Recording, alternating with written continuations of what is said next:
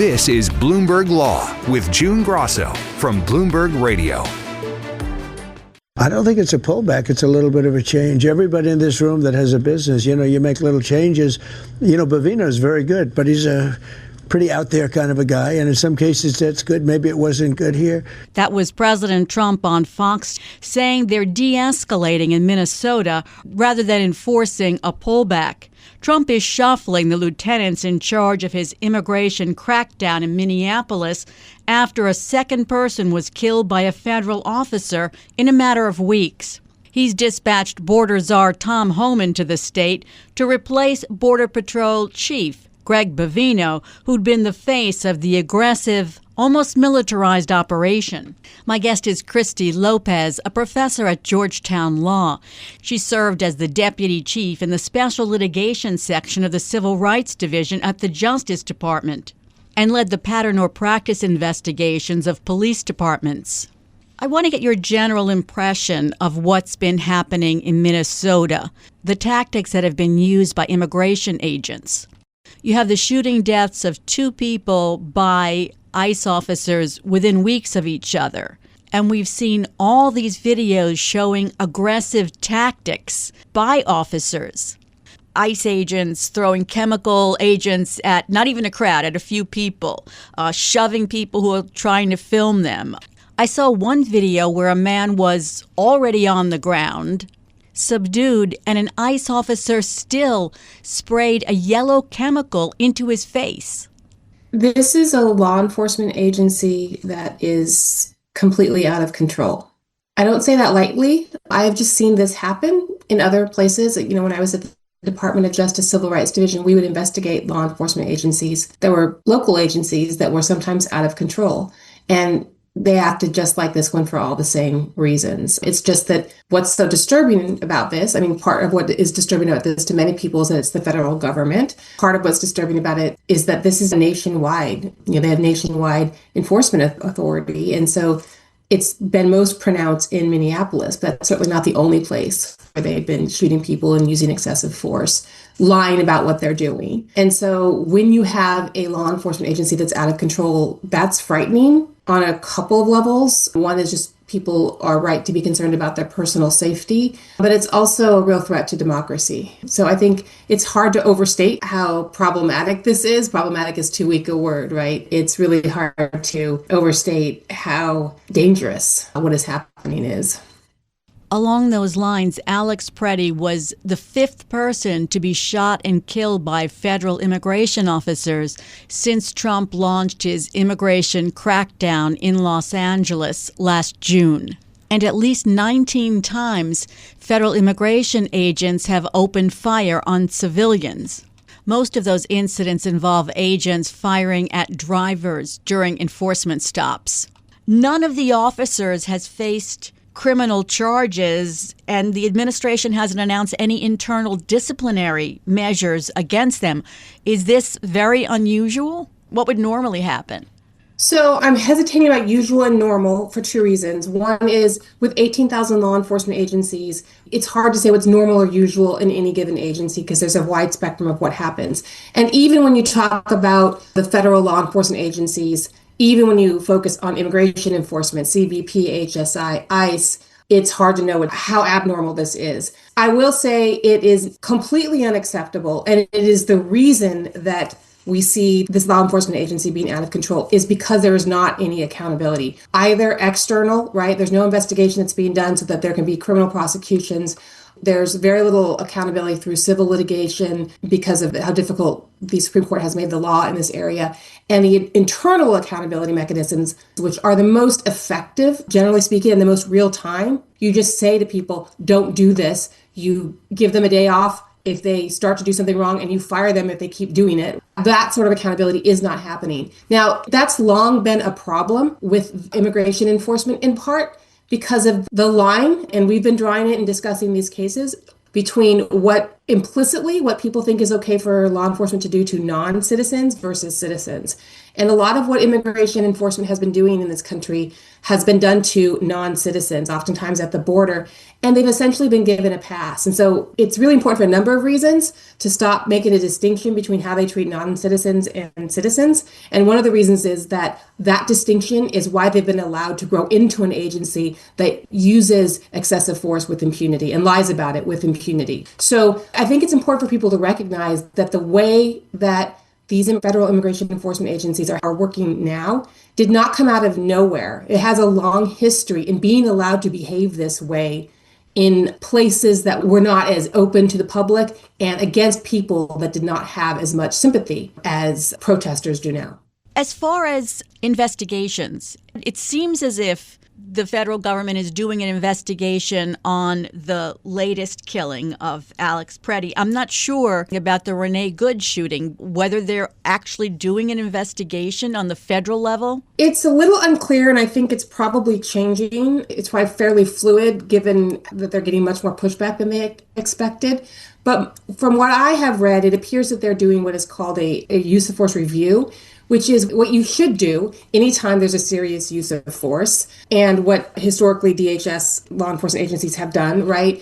Any use of force, not just shootings, but, strikes to the head, for example, anything that's a serious use of force, you would do a review to determine whether there were any policy violations or whether there were any maybe training problems or even equipment problems that were revealed by the incident. And that's something that should happen regardless of whether there's a complaint, regardless of whether there's, any media about it. It's an internal, often called an administrative investigation. It sounds like they're maybe doing that now. I think people would be correct to be concerned about the robustness of that investigation and the credibility of that investigation, given the demonstrably false prejudicial statements that leaders of that organization have already made. And so what often happens when law enforcement agencies have those problems with credibility or just competency is you will have an outside agency conduct that administrative investigation. So that's what I think we should all be asking for, is an independent agency for the federal law enforcement agencies to open up, provide all the evidence to an independent entity to be able to conduct that administrative investigation.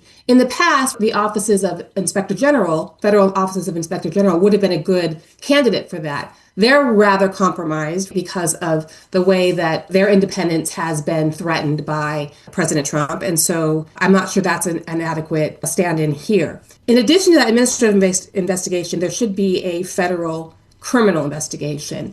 And specifically, there should be an investigation to determine whether there were criminal violations of these individuals' federal civil rights. We know from the Good killing, they decided not to do that. And my understanding is that attorneys left the Civil Rights Division because of that decision. I don't know whether they're rethinking that. They could. People should be pushing them to rethink that. And the same here with Preddy's killing. They could be doing a criminal investigation to see whether his civil rights were violated. And there's been no indications that I know of that they are, but that could change. So let me ask you this, because there's been a lot of talk about, immunity, with the vice president coming out last week about Renee Good shooting and saying absolute immunity, then backing off a little bit. What kind of criminal charges could be brought against a federal officer?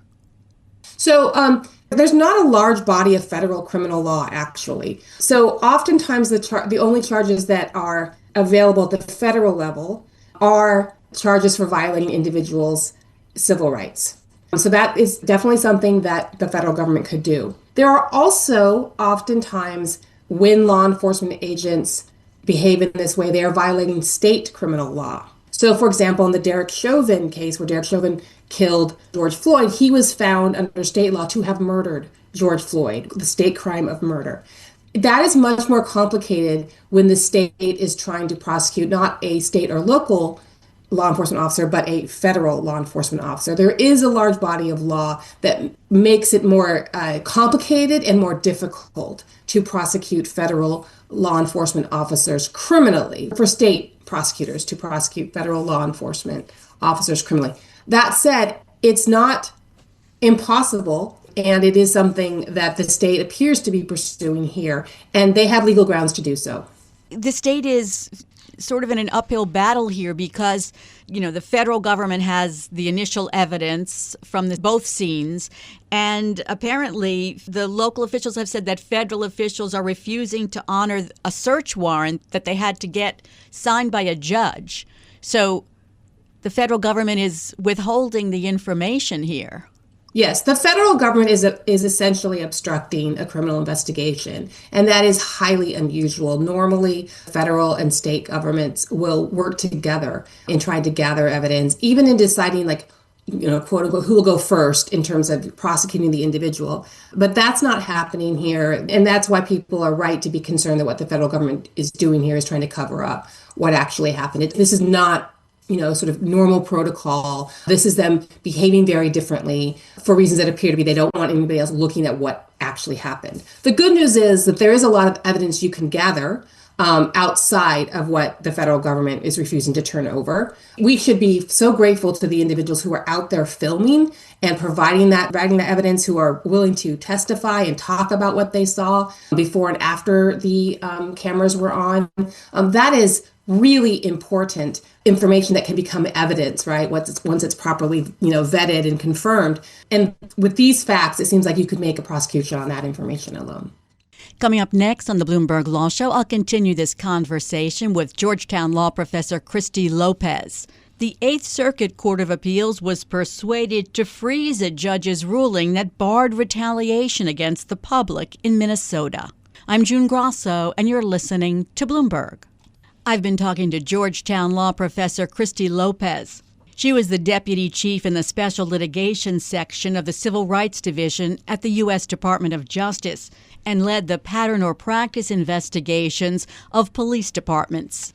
Christy, let's turn to the courts for a moment because not just in this case, but in many cases across the country, there have been complaints by federal judges that the Trump administration is ignoring orders or skirting orders or, obeying them around the edges, however you want to describe it.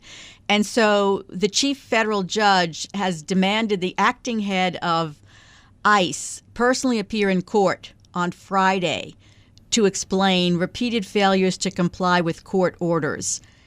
This might be a situation where the federal government might try to fight this. They could. The federal government has been very disrespectful to and defiant of the federal courts. They're really relying on the federal courts' sort of deference and sort of sense of propriety and hoping that will keep the federal courts from really pushing. All courts, but especially federal courts, have long given great deference to federal officials and, giving them chance after chance after chance before actually coming down on them, holding them in contempt. They could hold people in criminal contempt, but they generally don't do this. And I think that's largely what the administration is relying on. I think they also see it's part of their brand to be sort of, to be bullying the courts and to be, to show that powers is more effective than the rule of law. So there's that as well. But I think that what will make the difference here, I think we are all beginning to understand this, and if we didn't already, but what is going to make the difference here is public pressure. That is what's going to determine whether Todd Lyons shows up in court, whether the administration backs off in this area of really egregious immigration enforcement, as in many other areas. In the midst of all this turmoil, the Eighth Circuit Court of Appeals was persuaded by the government to freeze a judge's ruling that barred immigration officers from retaliating against the public in Minneapolis, including detaining people who follow agents in cars. I thought it was surprising that the Eighth Circuit froze that judge's order that was intended to maintain the peace, basically. I agree. I want to be clear. I haven't read that opinion yet, so I'm happy to check back in once I have. I agree. There doesn't appear to be a strong basis or really any basis to not allow the district court's order to take effect. It was a very mild order. It was not anywhere near what the plaintiffs had asked for. And it does little more than say, no, you really do have to abide by the Constitution when you are policing these protests and when you are enforcing immigration law. It's really hard to see why the Eighth Circuit wouldn't have allowed that order to stand. Is there another event in our history that resembles what's happening here in Minnesota? Yes, I think we've gone through a number of eras of our history that resemble what's happening here. I think in some respects, the one that comes to mind for a lot of people, and I think is an accurate comparison, is the civil rights movement. The difference there was that in that context, in many ways, the federal government were the protectors rather than the primary instigants of violence. It's broadly understood that the federal government could have done more to protect civil rights protesters and activists than it did, but certainly they weren't seen, generally speaking, as the primary antagonists and, violators of rights. And here that's oddly flipped. You see the Minnesota governor sending out the National Guard. You see the local police, trying to protect individuals and trying to investigate federal law enforcement who's violating people's rights. That, I think, is fairly unprecedented.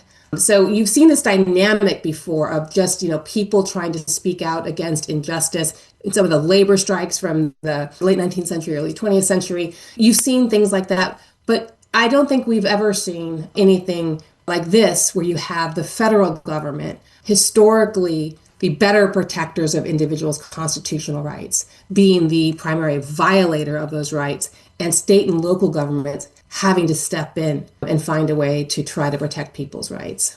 Yeah, I'm just wondering what the federal government is thinking when apparently the officers involved in the latest shooting were allowed to continue working, but now they've been placed on administrative leave. It is common practice to put officers who are involved in shootings, formally on administrative leave, out of any public interaction during the course of the investigation, especially where there's some indication that force might have been unlawful or a violation of policy. I think the thing to understand here, and this is really important for people to understand, this administration doesn't actually have a problem with how much their immigration law enforcement officers are violating people's rights, how much violence they're using, the way that they are, violating people's rights, splitting apart families and sending them far away and leaving them to find their own way home, knowingly taking people who are here lawfully, sometimes who are even citizens, and just, we don't care. We'll sometimes say the cruelty is the point, and I think that holds here as well. I think the cruelty and the violence is the point of how this enforcement is happening. And a year ago, if I'd heard someone say that, I might have thought that it was hyperbolic and overly dramatic, but I think that's exactly what we're seeing. And the only reason that they are starting to hesitate a bit after this most recent killing is not because they've had a change of heart. It's because the country is demonstrating more broadly that they don't like what's going on. That is the only thing that's going to change the way they're acting, because they do not think that there's anything wrong with how they're behaving. In fact, they are intentionally allowing their agents to behave in this way because they want to instill fear in people, because they want to demonstrate how powerful they are, because they want to demonstrate how they can violate the law and get away with it. Another surprising thing to me was the statements by Christy Lopez, the DHS secretary, and Bovino that were contradicted by the video that everyone was seeing. Why say something that's demonstrably false? I think there's two schools of thought on that, and I think they could both be true in different ways and perhaps with different people. One school of thought is that they're saying things that are false about things that are on video in the hopes that the people who support them or won't ever go watch those videos, right? And so they'll never find out what actually happened. The other school of thought is that they are saying things that are false, knowing that they will be shown to be false, and then able to demonstrate that they're allowed to say things that aren't true, that are demonstrably not true, and get away with it anyway. It's part of their trying to make people lose hope, right? Wow, they can do something so awful and then lie about it completely, even though we all can see that's not what happened, and nothing happens to them. Nothing happens to this officer. They keep going forward. And so if they're able to get away with that, then they will, in fact, have become more powerful. And so that's why it's so important that people are now actually pushing back, and why the only thing that's going to change this is more people pushing back more. They are demoting, or however you want to call it. They're taking Bovino off the scene and sending him back to the border. And Tom Homan is coming in. Homan supposedly has a more targeted approach than Bovino, so might we expect that we'll see less of these aggressive tactics? I wouldn't rely on that. I think Homan has, if you just base on the things that he's said and done in the past, he has the exact same violent and authoritarian tendencies that Bovino did. And so they're just switching people around. Bovino's a target right now. Maybe that means something for the long term. It could just be a short term, until things quiet down. I don't think people should feel good at all about Homan coming in. I think they should feel good that they've moved the needle a bit on making the administration do something, but the administration is going to be waiting to see whether sort of moving people around will quiet people down. And it's people need to keep the pressure on until the actual behavior changes. And there's nothing about Homan, the way he thinks about these issues, what he has done about these issues, what he has said about these issues, that said that he has a demonstrably different approach to immigration enforcement. Well, thanks so much for joining me today, Christy. That's Professor Christy Lopez of Georgetown Law. The Trump administration and the California Republican Party are asking the Supreme Court to block the state from using its new congressional map that favors Democrats during this year's midterm elections.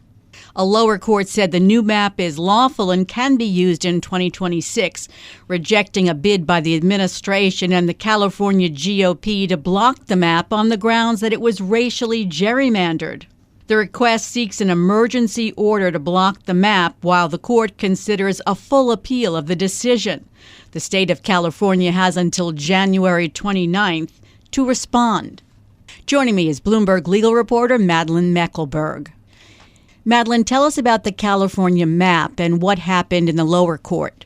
So California decided to redraw its congressional maps after Texas undertook a similar effort at the request of President Trump. And the idea behind California's maps is that they are creating 5 new districts that will favor Democrats in an attempt to counteract the 5 new districts that have been added in Texas as a result of their redistricting effort. Now, the maps in California were challenged by the state's Republican Party and also by the Department of Justice, the Trump administration, and a lower court said that the maps were allowed to stand for the election. They said that there's no evidence that they were racially gerrymandered and that the effort was a purely political one, and therefore the maps are valid and should be used this year. It sort of makes me laugh that the Department of Justice is challenging this when it was President Trump and the Trump administration that's been urging Republican states to redraw their maps. I think a lot of spectators who've been following this feel similarly. It's certainly, we wouldn't be here in the California case if Texas hadn't decided to redraw its maps at Trump's request. And a lot of the same issues have been presented in these cases. There's really not a lot of daylight between them. And so the arguments are really similar.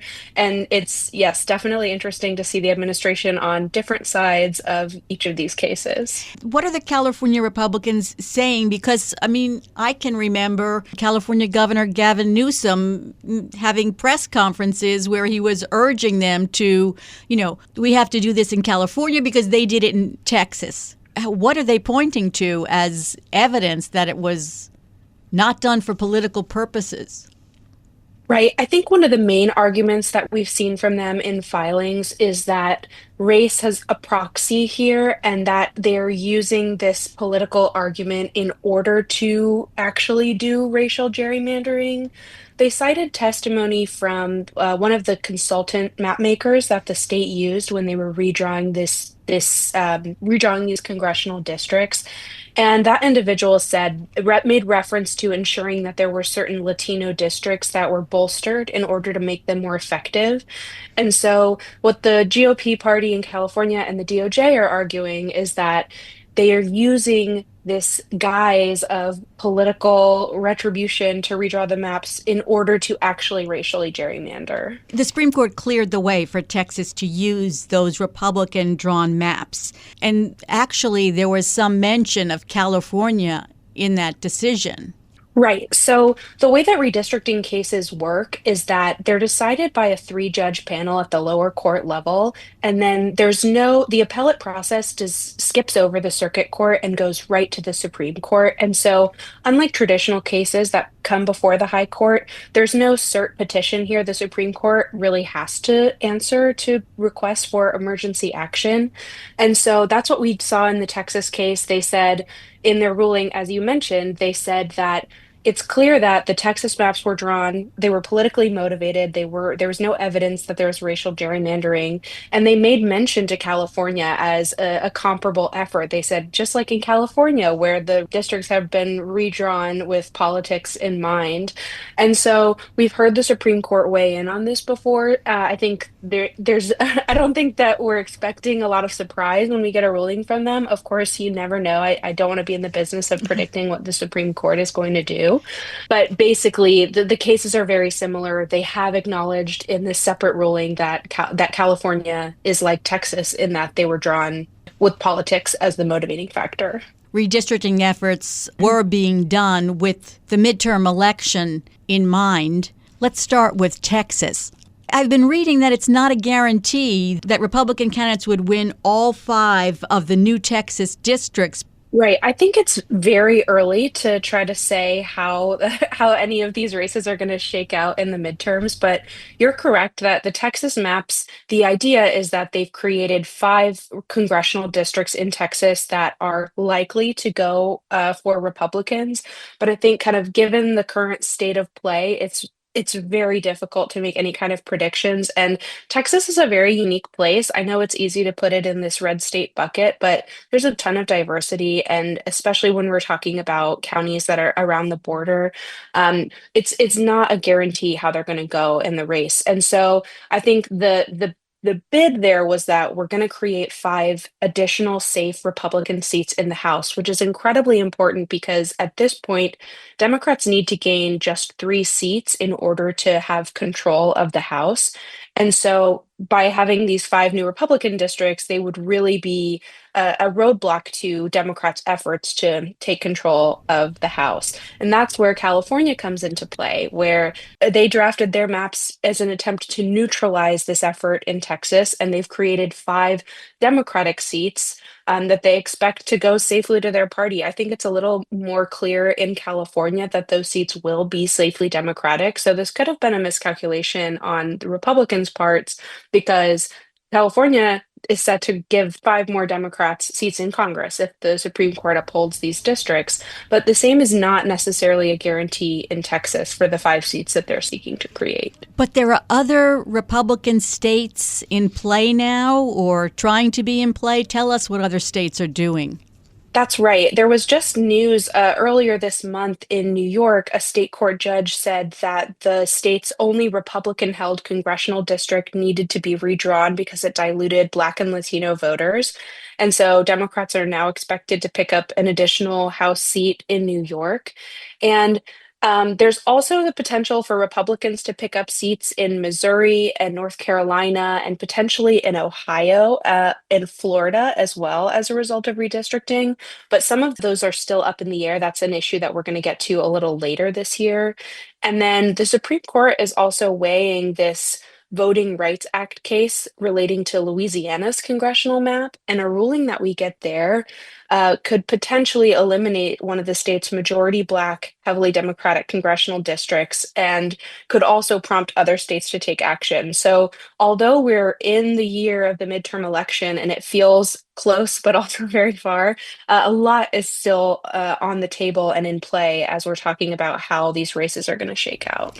Yeah, I'm wondering if, suppose the Supreme Court doesn't come down with a decision in that case until June, if there would be enough time for the legislatures to ramp up and do more redistricting. The time seems really tight, but it is tight, and it's hard to say with any certainty because redistricting is the responsibility of state legislatures, and while they tend to follow similar procedures for doing that, every state is different and has slightly different rules and slightly different approaches to how they do this. And so those local rules and regulations could also factor into whether there's enough time to make anything happen by the election.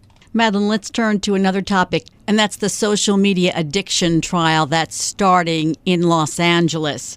And TikTok, on the eve of trial, is settling. The last number we got is that there's roughly 2,500 people, individuals, family members that are part of this bucket of personal injury cases.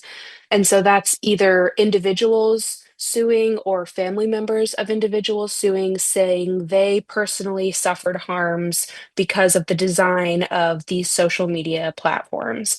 And so this is a settlement with one individual plaintiff, but this plaintiff is the very first to go to trial of these thousands of cases. And she's part of this bellwether category of cases where the outcome of these trials, whether it's through settlements or verdicts from the jury, is going to inform how the rest of these thousands of cases get resolved.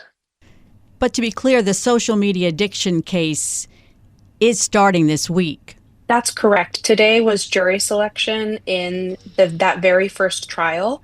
The plaintiff there has reached settlement agreements with Snap for Snapchat and with TikTok, but her claims against Meta's Facebook and Instagram and Google's YouTube are still live and still will go before the jury unless there's some kind of accord reached with those individual defendants as well. And of course, we don't know how much was paid in the settlement, I take it. No, we don't. The terms of the specific agreements have not been made public at this point, but there's been a lot of analysis done. This personal injury bucket of cases is just one. There's also been lawsuits filed by school districts and by state attorneys general. And I know that a Bloomberg intelligence analyst who's been following these cases, he's estimated that there's multi-billion-dollar liability here for the social media companies in terms of the potential for settlements or payouts in trials as all of these cases move forward. But, that's very far down the road. We're at the very beginning of a long process here that could see that out. And this is the first time these kinds of claims are going to go before a jury. I mean, we've heard them in congressional investigations, but tell us why that makes a difference. Because so far they've been able to use Section 230 to argue that they shouldn't be held liable for content on their platforms. But that's what's unique about these cases is the argument is about the fact that these plaintiffs believe that the social media platforms intentionally designed their products to be addictive. So it's about design features and not about content that's being produced on the website. So it's kind of a unique pathway to get them to court. And we are expecting Mark Zuckerberg to testify at some point during the trial. After all the times he's testified, he might qualify as an expert witness soon. Thanks so much, Madlin. That's Bloomberg legal reporter Madlin Mekelburg. And that's it for this edition of the Bloomberg Law Show. Remember, you can always get the latest legal news on our Bloomberg Law podcast. You can find them on Apple Podcasts, Spotify, and at www.bloomberg.com/podcast/law. And remember to tune into the Bloomberg Law Show every weeknight at 10 p.m. Wall Street time. I'm June Grasso, and you're listening to Bloomberg.